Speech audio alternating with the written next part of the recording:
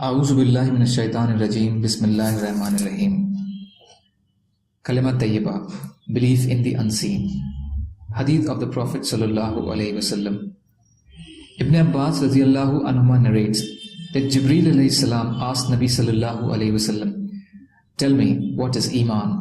Nabi sallallahu alaihi wasallam replied, "Iman is that you believe in Allah and the last day, and in the angels and the books and in the prophets, and that you believe in death and life after death, and that you believe in paradise and hell, and the accountability and the scale of deeds, and that you believe in the aspects of destiny. It's good and it's bad." Jibreel alayhi salam said, "Then if I do that, have I believed?" Rasulullah sallallahu alaihi wasallam replied, "If you do that, you have believed." Muslim Ahmad.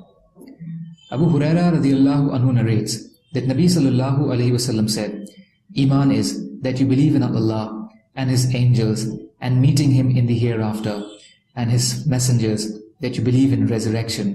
Bukhari.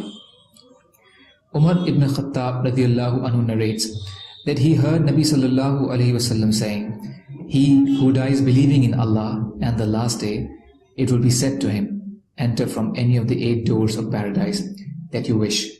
Muslim Ahmad. Abdullah ibn Mas'ud radiyallahu anhu narrates that Rasulullah sallallahu alaihi wasallam said, "Verily, in the heart of a man, a thought is stirred by shaitan, and a thought is stirred by an angel. As for the thought stirred by shaitan, it instigates towards doing of evil and falsifying the truth. And as for the thought stirred by the angel, it urges towards the good and confirmation of the truth. So he who finds in his heart the thought of doing good and affirming the truth should know that it is guidance from Allah, and should praise and thank Allah. And he who finds in his heart the thought from shaitan should seek refuge in Allah from shaitan, the accursed." And then Rasulullah sallallahu alaihi wasallam recited the verse from the Quran, "Shaitan makes you feel poverty and bids you to commit evil deeds." Surah Baqarah, chapter 2, verse 268. Tirmidhi. Abu Darda radiyallahu anhu narrates that Rasulullah sallallahu alaihi wasallam said, "Revere Allah, hold Allah in the highest regard, the exalted, majestic and glorious. He will forgive you." Musnad Ahmad. Abu Zar radiyallahu anhu narrates from Nabi sallallahu alaihi wasallam in one of Hadith Qudsi that Allah tabarak wa ta'ala said, "O my slaves, I have indeed made oppression unlawful upon myself, and I made it unlawful for you. So do not oppress one another. O my slaves, all of you are astray, except whom I have guided. So seek guidance from me, I will guide you. O my slaves, all of you are hungry, except whom I have fed. So seek food from me, I will feed you. O my slaves, all of you are naked, except whom I have clothed. So seek clothing from me, I will clothe you. O my slaves, verily, you commit errors day and night, and I forgive all sins. So seek forgiveness from me, I will forgive you. O my slaves, you will not be able to harm me and succeed in such a purpose, and neither will you be able to benefit me and succeed in such a purpose. O my slaves, even if the first and last of you, men and jinn, were as pious as the one with the most pious heart amongst, that would not cause any increase in my kingdom. O my slaves, even if the first and last of you, men and jinn, were as wicked as the one with the most wicked heart amongst you, you would not cause any decrease in my kingdom. O my slaves, even if the first and last of you, men and jinn, were to stand in one plane and ask of me, and if I were to give everyone what he asked, that would not decrease of what I possess, even to the extent of the water which a needle when dipped into the sea can take out from it. O my slaves, they are only your deeds which I put to your account, and then pay you in full for them. So he who finds therein good should praise Allah, and he who finds otherwise should undoubtedly blame no one but himself alone." Muslim. Abu Musa al-Ashri radiyallahu anhu narrates that Rasulullah sallallahu alaihi wasallam stood amongst us and made 5 statements. 1. Verily, Allah subhanahu wa ta'ala does not sleep, nor He seeks to sleep. 2. He lowers the scale of sustenance and raises it. 3. The deeds of the night are lifted up to him before the deeds of the day. 4. And the deeds of the day before the deeds of the night. 5.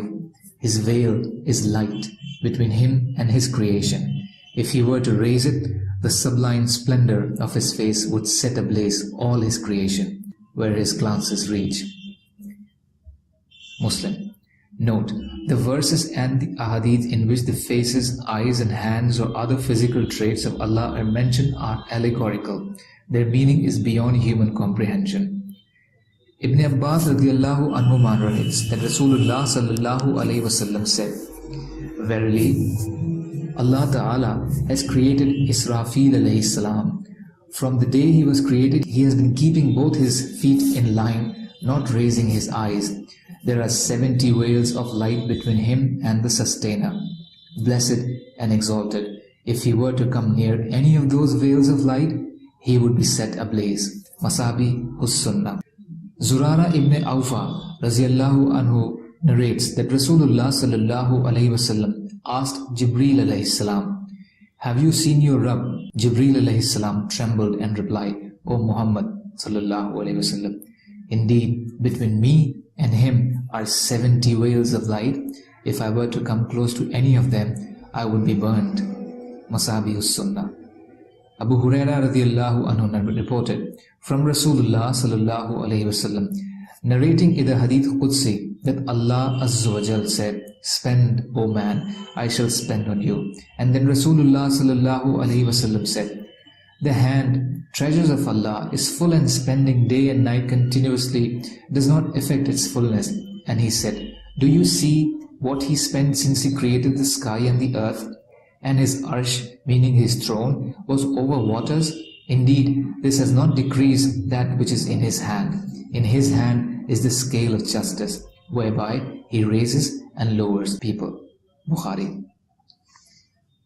Abu Huraira radiallahu anhu reports that Nabi sallallahu alayhi wasallam in a Hadith Qudsi narrated, "Allah shall seize the earth on the day of resurrection and fold the sky in his right hand. Then he will say, 'I am the king. Where are the kings of the earth?'" Bukhari. Note, the attribute of seizing the earth, folding the sky, the hand of Allah and the like are all truth, the reality of which is beyond our grasp, as it does not have any resemblance with the attributes of creation. Allah has no resemblance to his creation, neither in his entity nor in his attributes, but in words alone. Allah and his attributes are far above the comprehension of any of his creation. Abu Dharr raziyallahu anhu narrates that Rasulullah sallallahu alayhi wasallam said, "Verily, I see what you do not see, and I hear what you do not hear. The sky creaks with the greatness and magnificence of Allah, and it is its right to creak. There is not therein the space of 4 fingers, but that an angel is lowering its forehead in prostration to Allah. By Allah, if you knew what I know, you would have laughed little and wept much, and you would not have taken pleasure from your wives in beds, and you would have gone out to the tops of the lofty heights, supplicating fervently to Allah. Indeed, I wish that I were but a plant to be plucked from the earth." Tirmidhi. Subhanallahi wa bihamdihi, subhanaka Allahumma wa bihamdika, ashhadu an la ilaha illa anta, astaghfiruka wa atubu ilayk. Subhanaka rabbil izzati amma yasifun, wa salamun alal mursaleen, walhamdulillahi rabbil alameen, birahmatika ya arhamar rahimin, la ilaha illallah, Muhammadur Rasulullah.